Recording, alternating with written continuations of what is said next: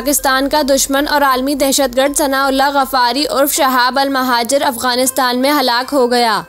अफगानिस्तान के शहर कंटर में मारा जाने वाला पाकिस्तान का दुश्मन सनाउल्लाह गफ्फारी इंतहाई खतरनाक दहशतगर्द था, जो न सिर्फ पाकिस्तान बल्कि बैनुल अक़वामी सतह पर इंतहाई मतलूब था। दहशतगर्द सनाउल्लाह गफ्फारी और इसके अहले खाना भारत से हिजरत करके अफगानिस्तान आए थे। इसका ताल्लुक अफगानिस्तान के शहर काबुल से था। इसने मदरसा काबुल से मजहबी तालीम हासिल की थी।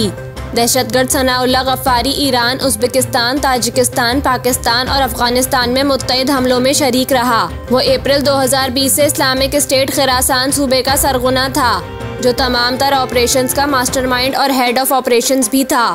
दिसंबर 2021 में अक़वाम मुत्तहिदा, अमरीका और यूरोपीय यूनियन ने इसे आलमी दहशतगर्द करार दिया था। अक़वाम मुत्तहिदा, अमरीका और यूरोपीय यूनियन ने इसके सर पर $1 करोड़ इनाम मुकर्रर किया था।